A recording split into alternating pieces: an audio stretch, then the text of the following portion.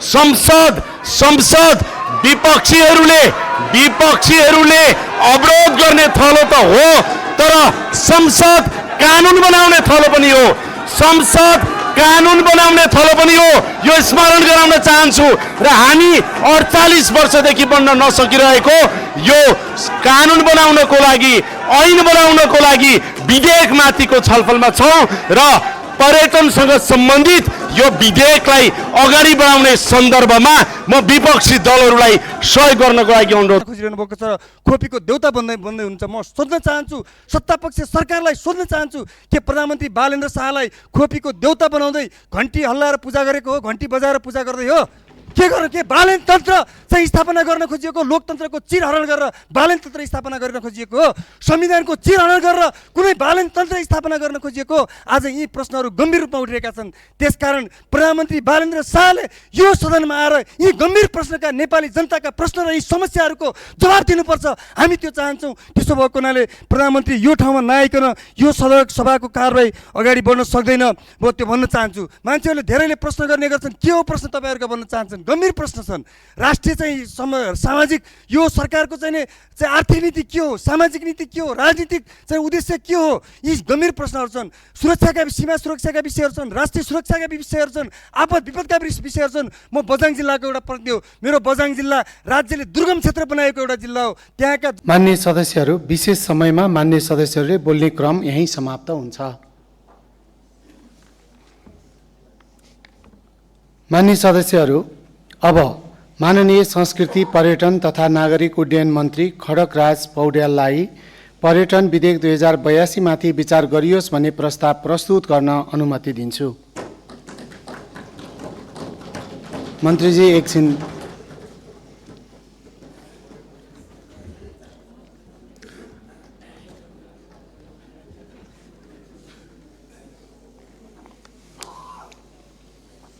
विपक्षी बेन्चका सबै मान्य सदस्यहरू उठ्नु भएको छ। के विषयमा, के का लागि उठ्नु भएको छ? मान्य बाँच्न थापालाई म समय दिन्छु। अरू मान्य सदस्यहरू बस्नुहोस् र मान्य बाँच्न थापालाई छोटोमा आफ्नो कुरा राख्नुहोस्। धन्यवाद।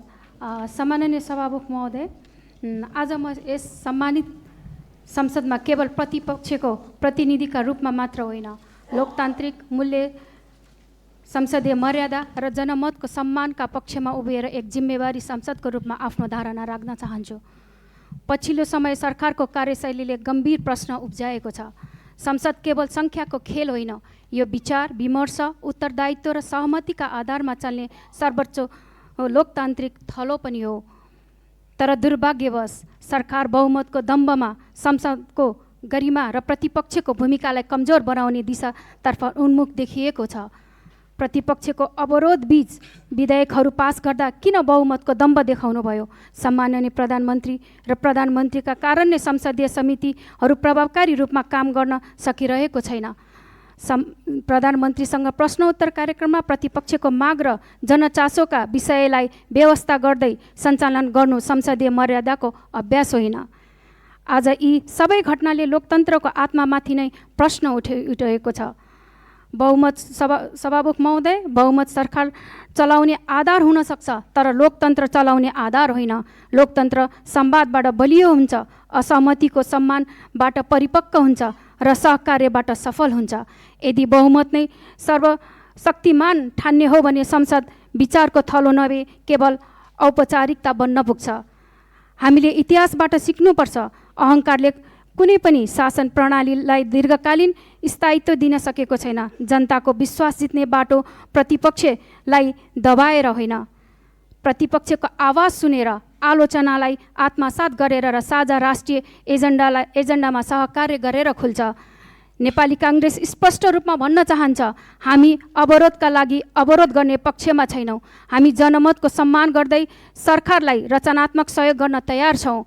राष्ट्रिय हित, सुशासन, आर्थिक सुधार, विपद व्यवस्थापन र जनजीवनका सवालमा हामी सधैँ सहकार्यको पक्षमा छौँ, तर सहकार्य एकतर्फी हुँदैन। सरकारमा विनम्रता, उत्तरदायित्व र संवादको संस्कार पनि आवश्यक हुन्छ। सभामुख महोदय, संसदको मर्यादा जोगाउनु केवल प्रतिपक्षको मात्र जिम्मेवारी होइन, सरकारको अझ ठुलो जिम्मेवारी हो। संसदलाई कमजोर बनाउन खोज्नु लोकतन्त्रलाई नै कमजोर बनाउने प्रयास हो।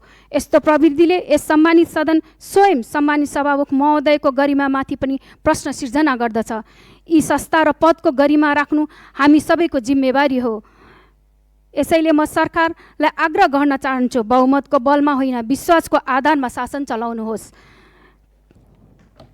प्रतिपक्षलाई सुन्नुहोस्, संसदलाई सम्मान गर्नुहोस्, लोकतान्त्रिक संस्कारलाई आत्मसात गर्नुहोस्, किनभने सुशासन र समुन्नति दम्भबाट होइन, संवादबाट जन्मिन्छ।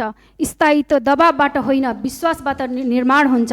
लोकतन्त्र, सुशासन र समुन्नति केवल सरकारको मात्र चाहना होइन, यो त सम्पूर्ण जनताको साझा चासोको विषय हो। धन्यवाद। जय नेपाल। म ऐन बहादुर महरलाई समय दिन्छु, छोटकरीमा आफ्नो कुरा राख्नुहोस्।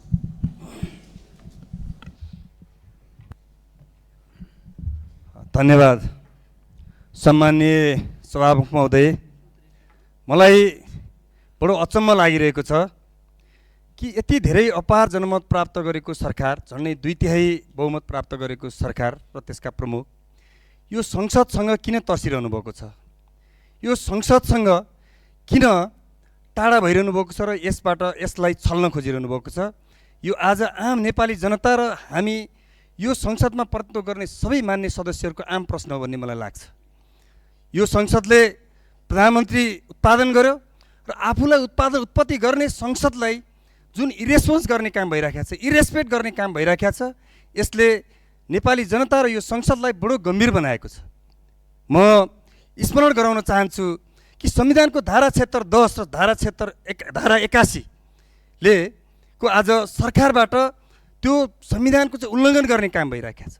धारा 10 ले सरकार, प्रधानमन्त्री र मन्त्रीहरू संसदप्रति सामूहिक र व्यक्तिगत रूपमा उत्तरदायी हुनुपर्नेछ भन्ने कुरा स्पष्ट व्यवस्था गरेको छ। तर आजसम्म एक पटक पनि प्रधानमन्त्रीले यो संसदमा आएर कुनै पनि कुराको जवाब दिनुभएको छैन, कुनै पनि कुराको चाहिँ रेस्पोन्स गर्नुभएको छैन। यसप्रति रेस्पेक्ट छैन, उहाँहरूको रेस्पोन्स छैन। चाहिँ प्र्याक्टिसहरू जुन छन् ती प्र्याक्टिसहरूलाई खण्डन गरिएको छ। यो प्रकारका गतिविधिहरू प्रधानमन्त्री र सरकारबाट भइरहेको छ। अर्को धारा 81 को कुरा, धारा 81 मा सरकारले चाहिँ राष्ट्रपति र प्रधानमन्त्रीको बिचमा अथवा कार्यपालिका र राष्ट्रपतिको बिचमा दूरी बढाउने काम भइराखेको छ। यो पनि संविधानको गम्भीर उल्लङ्घन हो। के यसले एउटा प्रश्न सिर्जना गर्न चाहन्छ? अघि यहाँ कुराहरू उठ्यो, संविधान संशोधन सम्बन्धी बहस चाहिँ एउटा कार्यदल बन्दैछ। के गर्न खोज्यो? कस्तो बहस सिर्जना गर्न खोजिरहेको? राष्ट्रपति संस्थालाई इरेस्पेक्ट गरेर, त्यसलाई चाहिँ बाइपास गरेर सुनिँदैछ। गणतन्त्र दिवसमा पनि प्रधानमन्त्रीले चाहिँ सम्बोधन नगर्ने भन्ने कुरा सुनिँदैछ। त्यसो भएको हुनाले यो गम्भीर प्रश्न छन्। यी गम्भीर प्रश्नका जवाब प्रधानमन्त्रीले यो संसदमा दिनुपर्नेछ। त्यति मात्र होइन, नित्यता कार्यक्रमको बेलामा प्रधानमन्त्री यहाँ उपस्थित हुनु भएन। हामीले भन्यौँ नित्यता कार्यक्रममा प्रधानमन्त्री यहाँ उपस्थित हुनु पर्यो भन्यौँ, त्यो बेला चाहिँ कुरा गर्यो, प्रतिनिधि सभा नियमावलीको 38 को 1 को कुरा उठायो। हामीले ठिक छ भन्यौँ, जिम्मेवार बन्यौँ। तर पटक पटक प्रतिनिधि सभाको नियमावली 56(1) ले प्रधानमन्त्री यो चाहिँ प्रत्येक महिनाको चाहिँ अन्तिम साता, पहिलो साताभित्र चाहिँ यहाँ चाहिँ प्रश्नोत्तर कार्यक्रममा सहभागी हुने भन्ने कुरा व्यवस्था गरेको छ। त्यसै गरी प्रतिनिधि सभा नियमावलीको 15(2) ले पनि त्यही व्यवस्था गरेको छ कि प्रधानमन्त्री आज प्रधानमन्त्री मात्रै हुनुहुन्न, गृहमन्त्री पनि हुनुहुन्छ, अन्य मन्त्रालयको पनि जिम्मेवारी छ। आकस्मिक समयमा, विशेष समयमा, शून्य समयमा यहाँ राष्ट्रिय महत्त्वका गम्भीर प्रश्नहरू सिर्जना भएका छन्। सत्तापक्षका मान्यज्यूहरूले पनि प्रश्न गर्नुभएको छ, विपक्षका मान्यज्यूहरूले पनि प्रश्न गर्नुभएको छ। आपद विपदका प्रश्नहरू छन्, तत्काल जवाब दिनुपर्ने, तत्काल रेस्पोन्स गर्नुपर्ने प्रश्नहरू छन्। तर यो सबै कुरामा अनदेखा भएको छ। त्यस कारणले प्रधानमन्त्रीले यो सदनमा आउनु पर्दछ, यो सदनमा आएर चाहिँ जवाब दिनुपर्दछ भन्ने हाम्रो कुरा हो। म भन्न चाहन्छु, प्रधानमन्त्री किन सदनलाई यो ढङ्गले चाहिँ रेस्पोन्स गर्न खोजिरहनु भएको छ? खोपीको देउता बन्दै हुन्छ। म सोध्न चाहन्छु, सत्तापक्ष सरकारलाई सोध्न चाहन्छु, के प्रधानमन्त्री बालेन्द्र शाहलाई खोपीको देउता बनाउँदै घन्टी हल्लाएर पूजा गरेको हो, घन्टी बजाएर पूजा गर्दै हो? के गर्नु? के बालेन तन्त्र चाहिँ स्थापना गर्न खोजिएको? लोकतन्त्रको चिरहरण गरेर बालेन तन्त्र स्थापना गर्न खोजिएको हो? संविधानको चिरहरण गरेर कुनै बालेन तन्त्र स्थापना गर्न खोजिएको? आज यी प्रश्नहरू गम्भीर रूपमा उठिरहेका छन्। त्यसकारण प्रधानमन्त्री बालेन्द्र शाहले यो सदनमा आएर यी गम्भीर प्रश्नका, नेपाली जनताका प्रश्न र यी समस्याहरूको जवाब दिनुपर्छ। हामी त्यो चाहन्छौँ। त्यसो भएको हुनाले प्रधानमन्त्री यो ठाउँमा नआइकन यो सभाको कारबाही अगाडि बढ्न सक्दैन। म त्यो भन्न चाहन्छु। मान्छेहरूले धेरैले प्रश्न गर्ने गर्छन्, के हो प्रश्न तपाईँहरूको भन्न चाहन्छन्? छन्, गम्भीर प्रश्न छन्। राष्ट्रिय चाहिँ सामाजिक यो सरकारको चाहिँ आर्थिक नीति के हो, सामाजिक नीति के हो, राजनीतिक चाहिँ उद्देश्य के हो, यी गम्भीर प्रश्नहरू छन्। सुरक्षाका सीमा सुरक्षाका विषयहरू छन्, राष्ट्रिय सुरक्षाका विषयहरू छन्, आपद विपदका विषयहरू छन्। म बझाङ जिल्लाको एउटा प्रतिनिधि हो। मेरो बझाङ जिल्ला राज्यले दुर्गम क्षेत्र बनाएको एउटा जिल्ला हो। त्यहाँका जनताको जनजीवन अस्तव्यस्त छ। त्यसका सन्दर्भमा गम्भीर प्रश्नहरू छन्, पटक पटक उठेका पनि छन्। यी यावत प्रश्नहरूको जवाब यो सरकारले दिनुपर्छ कि पर्दैन यो सदन मार्फत। त्यसो भएको हुनाले पनि प्रधानमन्त्रीको यो सदनमा उपस्थिति जरुरी छ, संविधानको कार्यान्वयन गर्न, प्रतिसभा नियमावलीको कार्यान्वयन गर्न र जनताप्रति यो सदनप्रति उत्तरदायी बन्न र जनताको जनमतको सम्मान गर्न प्रधानमन्त्री यो सदनमा उपस्थित हुनुपर्छ भन्ने हाम्रो महत्त्वपूर्ण जोरदार माग हो। त्यसो भएको हुनाले प्रधानमन्त्री यो सदनमा उपस्थित नभइकन सदनको कारबाही अगाडि नबढोस् र सम्माननीय सभामुख महोदयले प्रधानमन्त्री र सरकारलाई रुलिङ गरेर यहाँ चाहिँ आएर जवाब दिने परिस्थिति निर्माण बनियोस्। हाम्रो कुरा यति हो। धन्यवाद, नमस्कार। मान्य सदस्य खुशबु ओलीलाई समय दिन्छु, छोटोमा आफ्नो कुरा राख्नुहोस्। सभामुख महोदय, लोकतन्त्रमा संवाद नै उत्तरदायित्वको पहिलो शर्त हो। त्यसैले गर्दा प्रधानमन्त्रीज्यूलाई हामी फेरि पनि निवेदन गर्न चाहन्छौँ। सत्ता पक्षबाट सरकार पक्षलाई म निवेदन गर्न चाहन्छु, हाम्रो उहाँको उपस्थितिको लागि सत्ता पक्षले पनि सरकारसँग पहल गरोस् र प्रधानमन्त्रीज्यूलाई यस्तो नलागोस् कि हामीले उहाँलाई बोलाएर आएर यहाँ 2 महिनामा के उपलब्धि भए भन्ने सूची सुनाउनु पर्ने भन्ने उहाँलाई त्यस्तो लागिरहेछ कि हामी त्यो किसिमको प्रेसर सृजना गर्छौँ। हामी उहाँलाई त्यो 2 महिनाको उहाँको कार्यसूची उपलब्धिको विषयमा हामी जज गर्छौँ भन्ने सोचिराख्नु भएको छ भने म प्रधानमन्त्रीलाई विश्वस्त पार्न चाहन्छु 2 महिनामा चमत्कारिक उपलब्धि सम्भव हुँदैन भन्ने यति चेतना हामी राख्छौँ।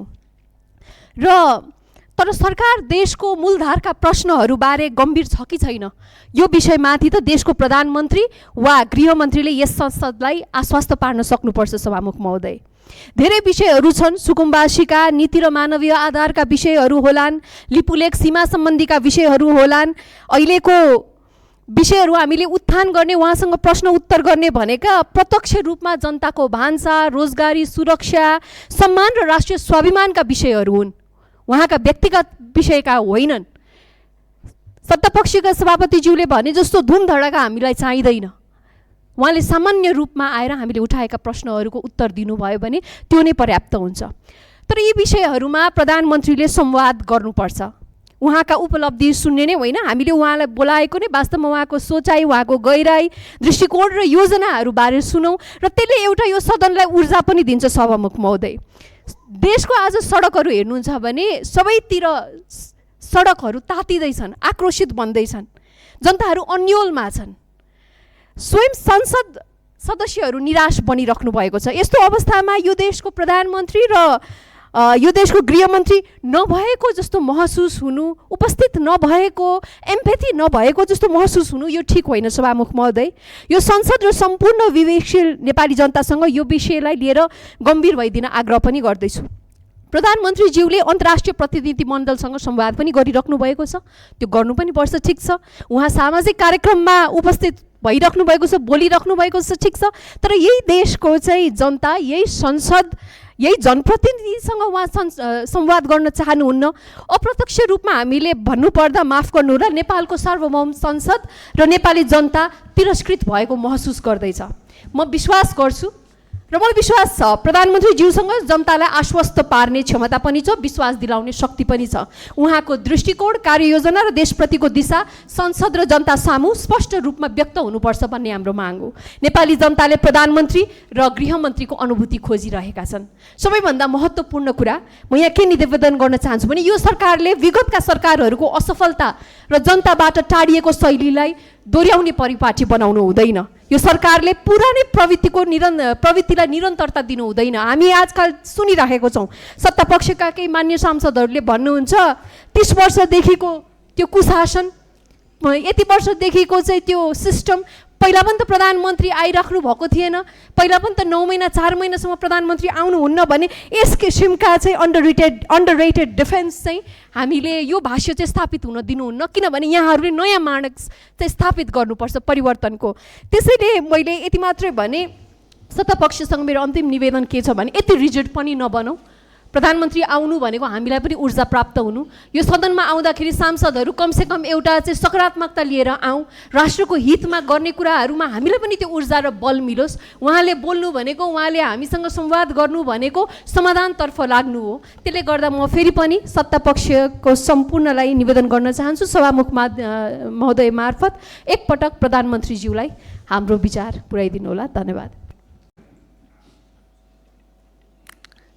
मान्य सदस्य आर्यन राई, छोटकरीमा आफ्नो कुरा राख्नुहोस्।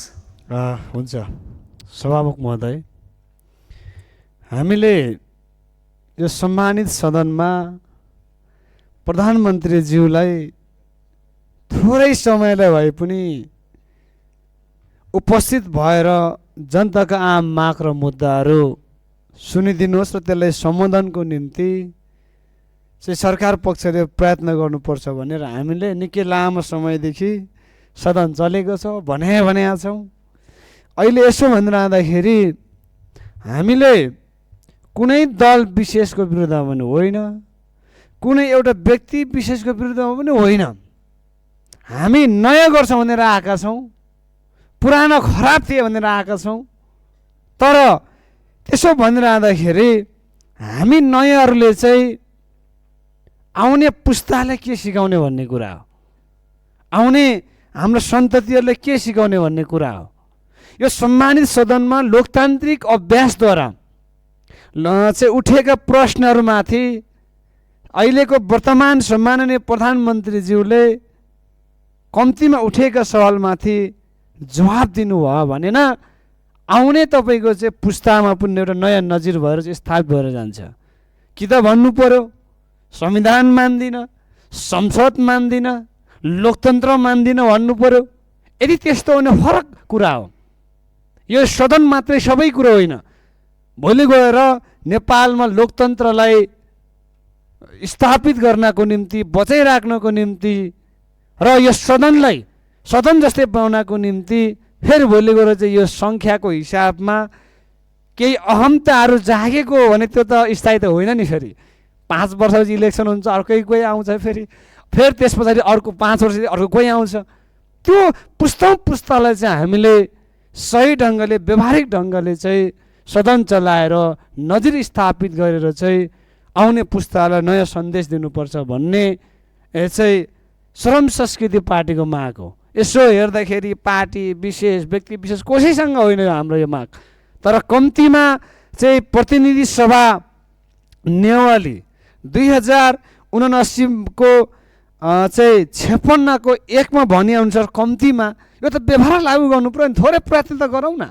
त्यसै कारणले गर्दाखेरि सभामुख मार्फत म के भन्न चाहन्छु भने सरकारले रुलिङ गरियोस् र कम्तीमा अब हाम्रा प्रश्नहरू छन्। फेरि हाम्रो प्रश्न व्यक्तिको प्रश्न होइन, पहिलादेखि भन्दा आएका छौँ। यो सार्वभौम सदनमा समग्र सबै नेपाली नागरिकहरूको प्रश्न सुनाउने हो।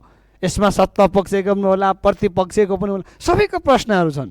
हिजो अस्ति त हामीले देख्यौँ नीति तथा कार्यक्रममा चाहिँ सत्ता पक्षका सांसद मान्यज्यूहरूले पनि कुरा उठाउनु भयो। यहाँ हाम्रो मात्रै कुरा होइन। त्यसै कारणले गर्दाखेरि जनताको प्रश्न, जनताको गुनासो, जनताको अभाव, जनताको चाहिँ सबै कुराबाट चाहिँ सरकार भाग्नु पाइन्न। यो नीति र विधिसँग छैन। त्यसै कारणले गर्दाखेरि जुन दिनसम्म सम्माननीय प्रधानमन्त्री यो सम्मानित सदनमा आएर चाहिँ कम्तीमा हाम्रो प्रश्नहरू थुप्रै छन्, के प्रश्न सोध्नु भने त्यो पनि लिखित रूपमै दिउँला। सभामुखज्यूले चाहिँ जुन दिन माग्नुहुन्छ 3 दिन अगाडि दिने भन्ने चाहिँ हामी दिन्छौँ।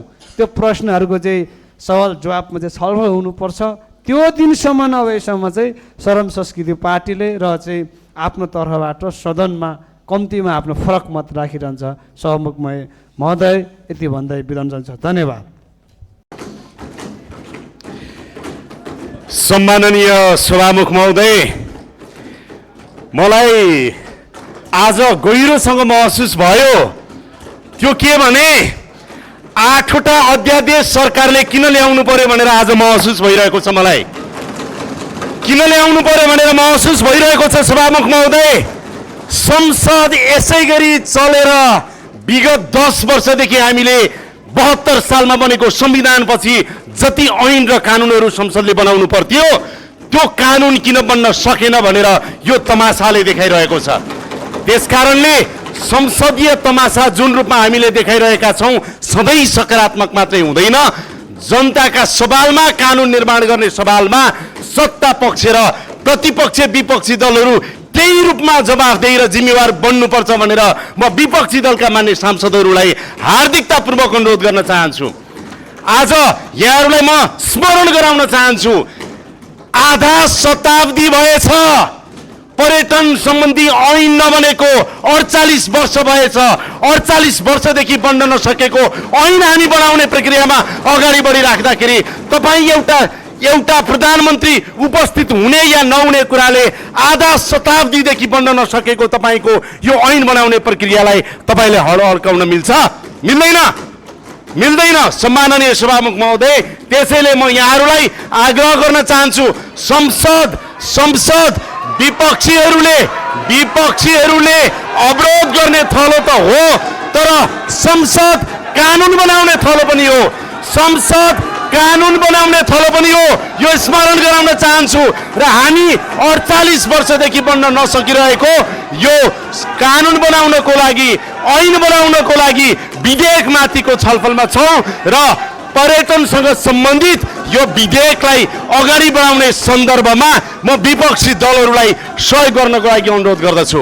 सम्माननीय सभामुख महोदय, म भन्न चाहन्छु, खास गरेर यो विधेयक अगाडि बढिराख्दाखेरि पर्यटनका प्रकार, गन्तव्य, त्यस्तै गरेर पर्वतारोहणका कुरा र त्यस्तै गरेर यहाँहरूलाई म आग्रह गर्न चाहन्छु, क्यासिनो सम्बन्धी कयौँ कुराहरू छन्, यसलाई संसदमा मात्रै नभएर गम्भीर रूपमा समिति र उपसमिति मार्फत लगेर गहिरो अध्ययन गरियोस् भन्ने पनि म अनुरोध गर्न चाहन्छु। धेरै धेरै धन्यवाद।